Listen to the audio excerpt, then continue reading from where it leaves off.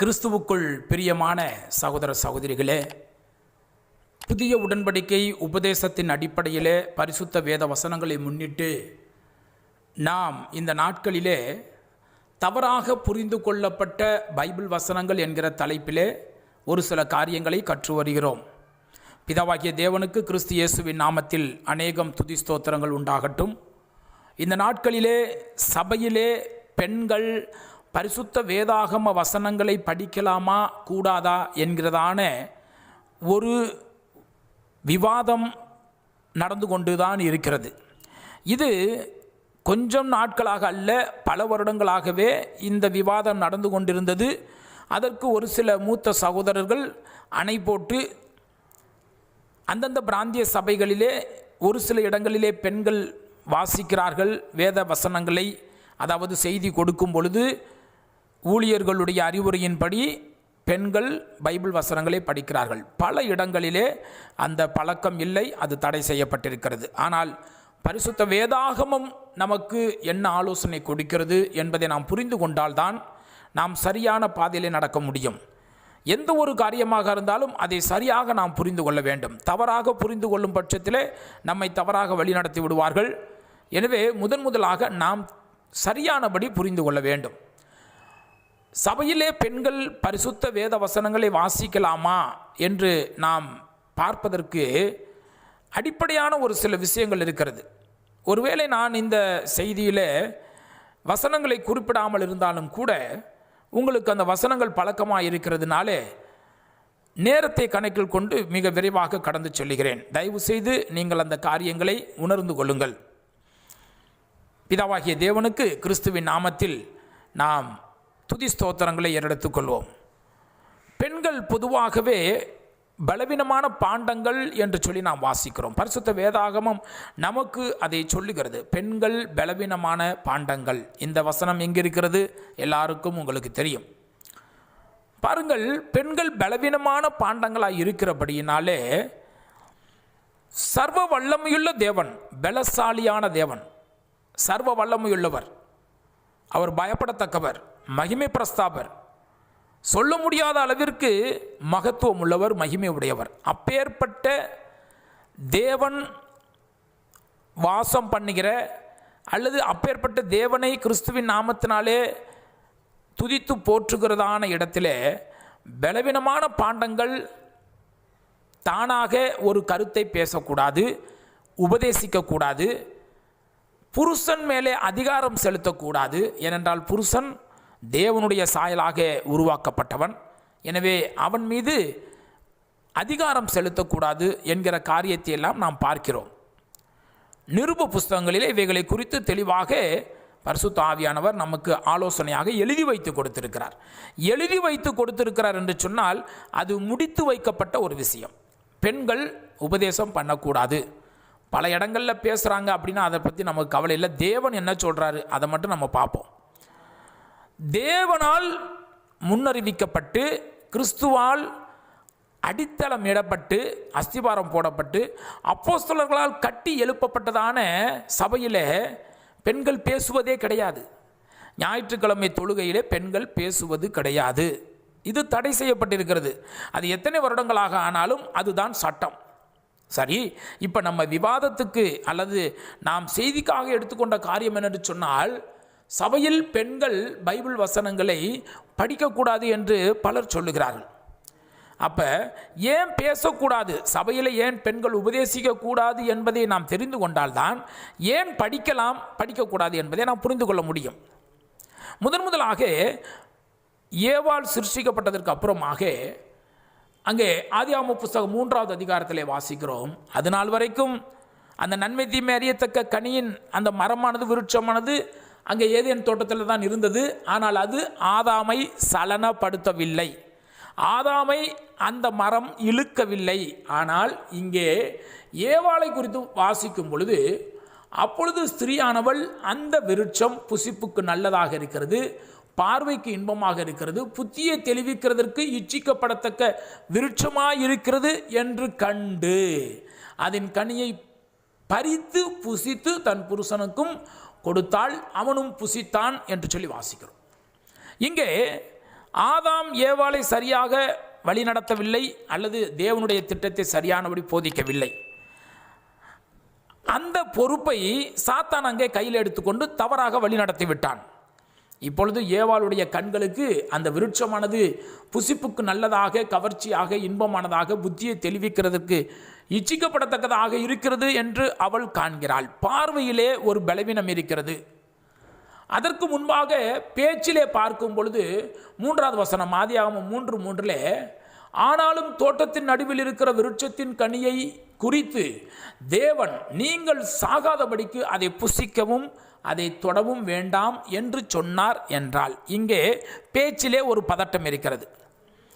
தேவன் சொன்னார், நீ அதை புசிக்கும் நாளில் சாகவே சாவாய், தொட்டால் தான் புசிக்க முடியும். ஆனால் இங்கே ஏவாள் ஒரு படபடப்போடு பேசுகிறார்கள், அங்கே நீங்கள் புசிக்கக்கூடாது, அதை தொடக்கூடாது என்று சொல்லி. தொடுவதை குறித்து அங்கே தேவன் கட்டளை கொடுக்கவில்லை. இங்கே கூட்டி குறைத்து பேசுகிற ஒரு மனோபாவம், ஒரு பலவீனம் ஏவாளுக்கு இருக்கிறது. பேச்சிலே ஒரு பதட்டம், பார்வையிலே ஒரு பதட்டம், கவர்ச்சியை பார்த்து மதிமயங்குகிறதான ஒரு குணம், ஒரு பலவீனம் ஏவாளிடத்தில் இருக்கிறது. இந்த நாட்களிலும் கூட இப்படிப்பட்டதான காரியத்தை நாம் பார்க்கலாம். பேச்சை அதிகமாக வளர்ப்பது, தேவையில்லாத நபர்களாக இருந்தாலும் சரி, தேவைப்படுகிற நபர்களாக இருந்தாலும் சரி, பேசிக்கொண்டே இருக்கிற பல பெண்களை நாம் பார்க்கிறோம். தயவு செய்து பெண்கள் இந்த செய்தியை தவறாக எடுத்துக்கொள்ள வேண்டாம். வேத வசனத்தின் அடிப்படையில் நாம் பேசுகிறோம். இது பெண்களுக்கு உண்டான உரிமை என்றெல்லாம் சொல்லி நம்ம நினைக்கக்கூடாது. பரிசுத்த தேவன் நமக்கு என்ன ஆலோசனை கொடுக்கிறார் அதை மட்டும் நம்ம பார்ப்போம். பாருங்கள், பெண்கள் பலவீனமான பாண்டமாக இருக்கிறார்கள் என்று சொல்லி வேதவசனம் சொல்லுகிறது. அதை நம்ம ஏற்றுக்கிறோம் இல்லையா? அப்போ எந்தெந்த விஷயத்தில் பலவீனமாக இருக்கிறாங்க? பேச்சிலே பலவீனமாக இருக்கிறார்கள். அடுத்ததாக பார்வையிலே அவர்கள் பலவீனமாக இருக்கிறார்கள். ஒரு துணி கடைக்கு போனால் நிறைய ஜோக்குகளாம் கூட படிச்சிருக்கிறோம்.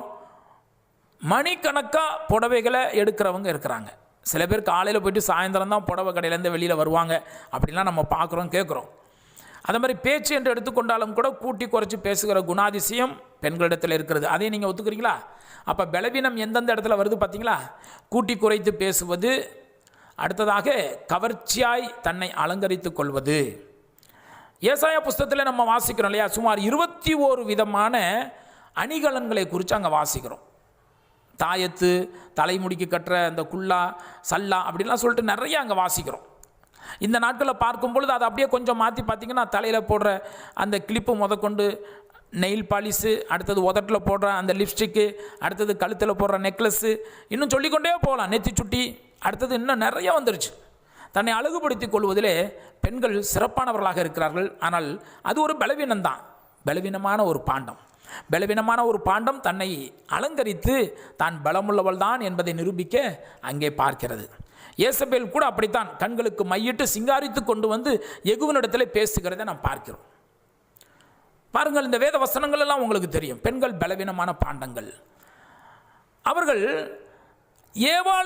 ஏவாள் என்கிற அந்த ஒரு துணை பாத்திரம், ஆதாம் என்கிற ஒரு பிரைமரி வெசல், அதாவது முதல் தரமான ஒரு பாத்திரமாக ஆதாம் உருவாக்கப்பட்டான். தேவனுடைய சாயலாக, தேவனுடைய ரூபமாக.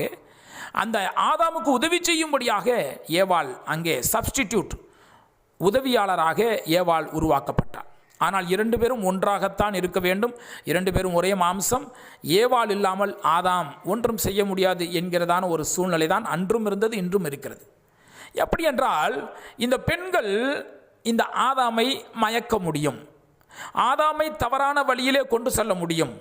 தன்னுடைய தவறான பேச்சினாலே, பதட்டமான பேச்சினாலே, அல்லது கவர்ச்சியான தன்னுடைய நடையினாலே, உடையினாலே இந்த ஆதாமை தவறான பாதைக்கு கொண்டு செல்ல முடியும் என்பதை நாம் புரிந்து கொள்ள வேண்டும். அங்கே ஆதாமை அப்படித்தானே அந்த ஏவாள் கொண்டு போயிட்டாங்க. அந்த கனியை பறித்து தான் புசித்ததோடு மாத்திரமல்லாமல் தன்னுடைய கணவனுக்கும் கொடுத்தாள் என்று சொல்லி நம்ம வாசிக்கிறோம். ஆண்களை தவறாக வழிநடத்த முடியும். இப்போ இந்த பலவீனமான காரியங்களை நாம் நன்றாக மனதில் வைத்துக்கொள்ள வேண்டும். இப்போ பெண்களை நாம் சபையில் உபதேசிக்கும்படி, பேசும்படி நீங்கள் அனுமதித்தால் கண்டிப்பாகவே அவர்கள் கூட்டி குறைச்சி பேசுவாங்களா, பேச மாட்டாங்களா என்பதை நீங்களே தீர்மானித்து கொள்ளுங்கள். அவர்கள் அதை கவர்ச்சிப்படுத்தி பேசுவார்களா, பேச மாட்டார்களா என்பதை நீங்களே புரிந்து கொள்ளுங்கள். மற்றவர்களுக்கு முன்பாக அந்த பெண்கள் பேசும் பொழுது அது அவர்களுடைய அசைவுகள் மற்றவர்களை சற்று சங்கடப்படுத்துமா படுத்தாதா, அல்லது தேவனுடைய அந்த பரிசுத்த சிந்தையிலிருந்து அந்த தொழுகை என்கிறதான அந்த பரிசுத்த அந்த காரியத்திலிருந்து மற்றவர்களை திசை திருப்புமா திருப்பாதா என்பதை நீங்களே கொஞ்சம் யோசித்து பாருங்கள். பெண்கள் பலவீனமான பாண்டம் என்று பரிசுத்த வேதாகமம் சொல்லுகிறது என்று சொன்னால், கிறிஸ்துவுக்குள்ளாக மறுபுறப்படைந்ததான சகோதரிகள் ஸ்திரீகள் கண்டிப்பாகவே இந்த விஷயத்தை நன்றாக ஆழமாக மனதிலே பதித்து கொள்ள வேண்டும். நான் பலவீனமான பாத்திரம்தான், ஆனால் கிறிஸ்துவினுடைய இரத்தத்தின் மூலமாக நான் கழுவப்பட்டிருக்கிறேன், ஞானஸ்நானத்தின் மூலமாக நான் சபையில் சேர்க்கப்பட்டிருக்கிறேன், நான் தேவனுடைய பிள்ளையாக இருக்கிறேன். ஆனாலும் கூட சபையிலே பெண்கள் பேசக்கூடாது என்பது தேவனுடைய சித்தமாக இருக்கிறபடினாலே நான் பேச மாட்டேன். அதற்கு ஏதோ ஒரு காரணம் இருக்கிறது. சர்வ வல்லமையுள்ள தேவனாயிற்றே, பராக்கிரமசாலியான தேவனாயிற்றே, ஜீவனுள்ள தேவனாயிற்றே, சேனைகளின் கர்த்தராயிற்றே, அவர் ஒரு நோக்கத்தோடு கூட தான் இந்த திட்டத்தை உருவாக்கி இருக்கிறார். சபை என்பது அவருடையது. அவருடைய சொந்த குமாரன் இயேசு கிறிஸ்துவின் இரத்தத்தினாலே விலைக்கரையமாக வாங்கப்பட்டது. பரிசுத்த ஆவியானவராலே ஆளுகை செய்யப்படுகிறது. பரிசுத்த வேதாகம வசனத்தின் அடிப்படையிலே அங்கு பரிசுத்தவான்கள் ஒன்று கூடி தேவனை தொழுது கொள்கிறார்கள். அதிலே நமக்கு ஒரு பங்கு கிடைத்திருக்கிறது என்பதை குறித்து நாம் சந்தோஷப்பட வேண்டுமே ஒழிய, அந்த இடத்திலே பெண்கள் தேவனுடைய கட்டளைக்கு விரோதமாக ஒரு ஆம்பளை இருந்தால் கூட அந்த இடத்துல பெண்கள் பேசக்கூடாது, உபதேசிக்கக்கூடாது. சரி, ஒருவேளை பெண்கள் மட்டும் இருந்தால் கூட நம்ம ஏற்கனவே பார்த்துருக்குறோம், 60 வயசுக்கு மேலே இருக்கக்கூடிய அனுபவமுள்ள ஸ்திரீகள், முதிர் வயதுள்ள ஸ்திரீகள், அவங்க தான் பேசலாம். பாருங்கள், தேவன் எவ்வளவு தெளிவாக நேர்மையாக சரியானபடி திட்டத்தை வகுத்து வைத்திருக்கிறார் பாருங்கள். அப்படி என்றால் இங்கே உபதேசிக்க கூடாது என்று சொல்லப்பட்டிருக்கிறது. அதற்கு ஸ்திரீகள், சகோதரிகள், பெண்கள் முழுவதுமாக கீழ்ப்படுகிறார்கள். ரொம்ப நல்ல விஷயம். இப்போ சபையில் பெண்கள் பைபிளை படிக்கலாமா என்று சொல்லும் பொழுது, பைபிள் வசனங்கள் என்பது, பரிசுத்த வேதாகம வசனங்கள் என்பது தேவனுடைய சுவாசம், தேவனுடைய ஆசை, தேவனுடைய பரிபூர்ணமான சித்தம், தேவனுடைய வாயிலிருந்து வந்ததான சத்தம். அது 7 தரம் உருக்கின பொன்னை காட்டிலும், அந்த பொண்ணு ஒரு தங்கத்தை 7 தடவை உருக்கி அது மஞ்சளை தகதகதான் மின்னுது, அதை காட்டிலும் அதிக பிரகாசம் உள்ளது, மதிப்பு உள்ளது. இப்போ பிராந்திய சபையில் ஒருத்தர் பிரசங்கம் பண்ணுறாரு அப்படின்னா, அவர் ஒரு வசனத்தை சொல்கிறாரு. அந்த வசனத்தை ஒரு சகோதரி வாசிக்கலாமா என்று சொன்னால், அந்த வேத வசனத்தை வாசிப்பதிலே எந்த விதமான தவறும் இல்லை. ஏனென்றால் அவர்கள் வசனத்தை மாத்திரமே வாசிக்கிறார்கள். நன்றாக கவனித்து பாருங்கள். ஆதியிலே ஏதேன் தோட்டத்தில் ஏவாள் செய்த தவறு என்ன என்று சொன்னால், தனக்கு கொடுக்கப்பட்டதான கட்டளை கண்டிப்பாகவே ஆதாம் சொன்னார் தான். ஆதாம் சொன்னதை தான் இந்த அம்மா சர்ப்பத்தினிடத்தில் சொன்னுச்சு. ஆனால் கொஞ்சம் கூட்டி குறைச்சி சொன்னாங்க. ஒருவேளை பேசினதை ஒழுங்காக கவனிக்காமல் இருந்திருக்கலாம், அல்லது ஆதாமு அதை தெளிவாக சொல்லாமல் இருந்திருக்கலாம், அல்லது திரும்பவும் இது தேவனுடைய காரியமாயிற்றே என்று சொல்லி ஏவாள் ஒரு தடவைக்கு 2 தடவை அதை கேட்டு சரியாக மனசில் பதிய வைக்காமல் இருந்திருக்கலாம். எப்படியோ இந்த தவறு மறுபடியும் நடக்கக்கூடாது. அப்படி என்றால் சொல்லப்பட்ட வேத வசனங்களை மாத்திரமே ஒரு சகோதரி படிக்கிறார்கள் என்று சொன்னால் அது ஏற்றுக்கொள்ளப்படக்கூடியது தான். ஏனென்றால் அவர்கள் தேவனுடைய வார்த்தைகளை மாத்திரமே படிக்கிறார்கள். ஒருவேளை அந்த இடத்துல சாத்தான் அதை கேட்டு வெட்கப்பட்டு போயிடுவான். இந்த சகோதரிகளை நம்ம வலையில் கொண்டு வரவே முடியாது. ஏனென்றால் இவர்கள் தேவனுடைய சுவாசத்தை, தேவனுடைய சித்தத்தை மாத்திரமே இவர்கள் படிக்கிறார்கள், வேத வசனத்தை மாத்திரமே படிக்கிறார்கள். ஒரு எழுத்தை கூட இவங்க அதிகமாக கூட்டி குறைச்சி பேசலை, பைபிள் வசனத்தை தான் படிக்கிறாங்கன்னு சொல்லிட்டு சாத்தான் ஓடியே போயிடுவான். ஒரு உதாரணத்துக்கு சொல்கிறேன், ஒருவேளை சாத்தான் இதை கேட்டால் அப்படி தான் செய்வான். ஆனால் அங்கே ஏதேன் தோட்டத்திலே சகஜமாக சாத்தான் அந்த சர்ப்பமானது ஏவாள் இடத்துல பேசினதே ஏனென்றால் அந்த ஏவாள் கொஞ்சம் கூட்டி குறைச்சி பேசினாங்க, கொஞ்சம் கவர்ச்சியாக பேசினாங்க. அதனால சர்ப்பமானது தொடர்ந்து அந்த பேச்சை இழுத்துக்கிட்டே போயிட்டு கடைசியில் பாவத்துக்குள்ளே தள்ளிருச்சு. இப்போ இங்கே நம்முடைய சகோதரிகள் வேத வசனத்தை மாத்திரம்தான் படிக்கிறாங்க. ஆனால் ஒரு விஷயத்தை கவனமாக மனதில் வைத்துக்கொள்ள வேண்டும். அந்த வேத வசனத்தை நாம் படிக்கும் பொழுது ஏவாள் செய்த தவறு, அவசரப்படக்கூடாது. சில சமயத்தில் வேத வசனத்தை சொன்ன மாத்திரத்திலே டக்கு டக்குன்னு ஒரே சகோதரி எடுத்துக்கிட்டு படிப்பாங்க, அல்லது வேகமாட்டு பைபிளை புரட்டுவாங்க. சரக்குன்னு அந்த பைபிள் பேஜஸ் இருக்கு இல்லைங்களா, பக்கங்கள் புரட்டப்படுகிற சத்தம், அது கொஞ்சம் டிஸ்டர்பன்ஸாக இருக்கும். அந்த ஏவாள் செய்ததான கவர்ச்சியான காரியங்கள் தான் படிக்கும் பொழுது கவர்ச்சியாக தெரியணுங்கிறதுக்காக அப்படியும் படிக்கக்கூடாது. இயல்பாக படிக்கணும், அவசரப்பட்டு படிக்கக்கூடாது. அடுத்தது, ஒரு தடவை படித்த சகோதரி இன்னொரு சகோதரிகளுக்கு வாய்ப்பு கொடுக்கும்படியாக கொஞ்ச நேரம் வெயிட் பண்ணலாம். சகோதரர்களும் படிக்கலாம், சகோதரிகளும் படிக்கலாம். ஆனால் பேச்சு என்ன என்று சொன்னால், இந்த நாளிலே தலைப்பு என்ன என்று சொன்னால், சபையிலே பெண்கள் பைபிள் படிக்கலாமா படிக்கக்கூடாதா என்பது தான். படிக்கலாம், ஏனென்றால் அவர்கள் பைபிள் வசனங்களை மாத்திரமே படிக்கிறார்கள், தேவனுடைய சித்தத்தை மாத்திரமே படிக்கிறார்கள். ஆனால் படிக்கும் பொழுது அவர்கள் செய்ய வேண்டிய காரியம், ஏவாளை போன்று கவர்ச்சியாக தன்னுடைய குரலை மாற்றிக்கொள்ளக்கூடாது, அவசரப்படக்கூடாது, கூட்டி குறைச்சி எதுவும் படிக்கக்கூடாது. தெளிவாக சொன்ன வசனத்தை மாத்திரமே படிக்க வேண்டும், மற்றவர்களுக்கு வாய்ப்பு கொடுக்க வேண்டும். ஒருவேளை அந்த செய்தியை கொடுக்கிறதான சகோதரர் ஒருவேளை பேரை சொல்லி கூட அவர்கள் இந்த சகோதரி படிக்கட்டும் அப்படின்னு கூட சொல்லலாம். சரி, இப்போ சகோதரர்களும் கூட படிக்கலாம் என்று சொல்லி ஆயிடுச்சு, சரிதானுங்களா? இப்போ என்ன ஒரு விஷயம் என்று சொன்னால், பல சபைகளிலே இது நடக்கலையே அப்படின்னு சொல்லிட்டு சொல்லலாம். கிறிஸ்துவுக்குள் பிரியமானவர்களே, ஒரு பிராந்திய சபை இருக்கிறது. அந்த பிராந்திய சபையில் இருக்கிறதான மூப்பர்கள் இந்த விஷயத்தை முடிவு செய்ய வேண்டும். நம்முடைய பிராந்திய சபையிலே நாம் சகோதரிகளை பைபிள் படிக்க அனுமதிக்கலாமா? இதை குறித்து கண்டிப்பாகவே ஒரு விவாதம் நடத்தப்பட வேண்டும். அந்தந்த பிராந்திய சபைகளுக்குத்தான் இதில் உரிமை இருக்கிறது. ஒருவேளை அந்த பிராந்திய சபையில் இருக்கக்கூடிய சகோதரிகள் அதற்கு தங்களை தகுதிப்படுத்தி கொள்ளலை, அல்லது அவர்களுக்கு அதை படிப்பதற்குண்டான ஞானம் இல்லை, அல்லது வேறு ஏதோ படிக்க தெரியல, இப்படியெல்லாம் ஏதாவது காரணங்கள் இருக்கலாம். அவையெல்லாம் சீர் செய்து கண்டிப்பாகவே அவர்கள் பரிசுத்த வேதாகமத்தை படிப்பதற்கு அவர்களை பழக்குவிக்க வேண்டும். சகோதரிகளும் இதற்கு முன் வர வேண்டும். இல்லை என்றால் எல்லா பொறுப்புமே சகோதரர்கள் தலையிலே விழுந்துடும். சகோதரிகள் வருவாங்க, உட்கார்ந்துருப்பாங்க, செய்தி ஒரு பக்கம் நடக்கும், இவங்க எதையாவது சிந்திப்பதற்கும் வாய்ப்பு இருக்கிறது. அடுத்தது தீமோத்தேயு போல தன்னுடைய பிள்ளைகளை உருவாக்க முடியாது. தீமோத்தேயுவுக்கு அவருடைய தாய் தான பைபிள் வசனத்தை போதிச்சது. அப்போ சிறு வயது முதலே பிள்ளைகளை வளர்க்கிற விஷயத்தில் இந்த பரிசுத்த வேதாகமத்தை அவர்கள் வாசிக்கும் பொழுது தான், பக்கத்தை புரட்டும் பொழுது வீட்டில் அவங்க செய்யலைன்னு நம்ம சொல்லக்கூடாது. ஆனால் இன்னும் கொஞ்சம் அவர்கள் தங்களை தயார்படுத்தி கொள்ள முடியும். அவர்களும் உற்சாகமாக தொழுகையிலே கலந்து கொள்ள முடியும். ஆண் என்றும் இல்லை, பெண் என்றும் இல்லை. பழைய ஏற்பாட்டில் விருத்த சேதனம் என்பது ஆண்களுக்கு மட்டும்தான் செய்யப்பட்டது. பெண்கள் தொழுகை நேரத்தில் அவங்க கொஞ்சம் வெளி முற்றத்தில் தான் இருக்கணும். பெண்களுக்குன்னு ஒரு முற்றம் இருக்கும், அந்த முற்றத்தில் தான் இருக்கணும். ஆனால் புதிய ஏற்பாட்டில் அப்படி கிடையாது. கைகளால் செய்யப்படாத விருத்த சேதனம், ஞானஸ்நானம் என்பது ஆண்களுக்கும் பெண்களுக்கும் உள்ளது. அங்கே ஆண்கள் மாத்திரம் சபையிலே சேர்த்து கொள்ளப்படவில்லை, ஆண்களும் பெண்களும் எல்லாருமே சேர்த்து கொள்ளப்பட்டார்கள். யாரெல்லாம் விசுவாசித்து ஞானஸ்நானம் பெற்றார்களோ எல்லாருமே சேர்த்து கொள்ளப்பட்டார்கள். பரலோகத்திலும் பெரியோர் சிறியோர் எல்லாருமே இருக்கிறாங்க, ஆண்கள் பெண்கள் எல்லாருமே இருக்கிறாங்க தான்.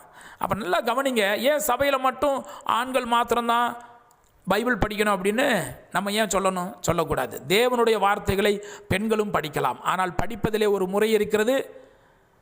படிக்கிற விஷயத்தை அந்த பிராந்திய சபை மூப்பர்கள் முடிவு செய்ய வேண்டும். அதே மாதிரி பெண்களும் கூட அவசரப்பட்டு படிப்பதோ, அல்லது கவர்ச்சியாக படிப்பதோ, அல்லது மற்றவர்களுக்கு வாய்ப்பு கொடுக்காமல் படிப்பதோ, இப்படிப்பட்டதான காரியங்கள் இல்லாமல் அந்த தொழுகையானது தேவனுக்கு நாம் செலுத்துகிற பலி, தேவனுடைய திட்டத்தை நாம் நிறைவேற்றுகிறோம் என்கிற அந்த ஒரு பயபக்தியோடு கூட எல்லாவற்றிலும் ஒரு முன்மாதிரியாக, ஏக சிந்தையாக, ஏக மனமாக, எல்லாவற்றிலும் ஒரு நேர்த்தியான ஒரு ஒழுங்கோடு கூட நாம் நடந்து கொள்ள வேண்டும். எனவே பைபிள் படிக்கிறாங்க பெண்கள், பைபிள் படிக்கிற பிராந்திய சபைகளை யாரும் தவறாக பேசவும் கூடாது. பெண்கள் பைபிள் படிக்காமல் இருக்கிற பிராந்திய சபைகளை யாரும் தப்பாக நினச்சக்கூடாது. கேலி கிண்டலும் பண்ணக்கூடாது, தப்பாகவும் நினச்சக்கூடாது. அவங்க அதிகமாக மிதமிஞ்சி போகிறாங்க அப்படின்னு நினச்சக்கூடாது. தயவு செய்து ஒரு முடிவுக்கு வர வேண்டிய ஒரு கட்டாயத்தில் நம்ம இருக்கிறோம். வேத வசனத்தின் அடிப்படையில் சபையில் பெண்கள் பைபிள் படிக்கவே கூடாது அப்படின்னு யாரும் சொல்லாதீங்க. பைபிள் படிக்கலாம். ஆனால் அதற்கு இந்த ஏவாளை ஒரு முன்னுதாரணமாக வைத்து நாம் இந்த காரியங்களை சிந்தித்தோம். ஒருவேளை உங்களுக்கு இந்த கருத்திலே மாறுபட்ட கருத்துக்கள் இருந்தால் கண்டிப்பாக நீங்கள் கமெண்ட்ஸ் பாக்ஸில் உங்களுடைய கருத்துக்களை பதிவிடுங்கள். அதுக்கு மற்றவர்களும் பதில் சொல்லுவாங்க, அந்த கமெண்ட்ஸ் பாக்ஸிலே பதிவு சொல்லுவார்கள். இதில் பாவம் இருப்பதாக எங்களுக்கு தெரியவில்லை. எங்களுடைய பிராந்திய சபையில் நாங்கள் படிக்க சொல்லுவதில்லை, கடந்த 15 வருடங்களாகவே படிக்க சொல்வதில்லை. ஆனால் அவ்வப்போது எப்போமாவது ஒரு தடவை படிக்க சொல்கிறது உண்டு. அதே மாதிரி ஒரு ஆன்லைன் மூலமாக பைபிள் ஸ்டடி நடக்கிறது, அதாவது ஆன்லைன் மூலமாக தொழுகை நடக்கிறது, கான்ஃபரன்ஸ் கால் மூலமாக தொழுகை நடத்துகிறோம். அப்படிப்பட்ட சந்தர்ப்பங்களிலே சகோதரிகளை படிக்க சொல்லுகிறோம். ஏனென்றால் முகத்தை பார்ப்பதில்லை, யார் என்ன எது என்று தெரிவதில்லை, அவர்கள் அந்த இடத்துல இருக்கிறார்களா என்பது புரியவில்லை. எனவே நம்ம படிக்க சொல்கிறோம், அவங்களும் உற்சாகமாக படிக்கிறார்கள்.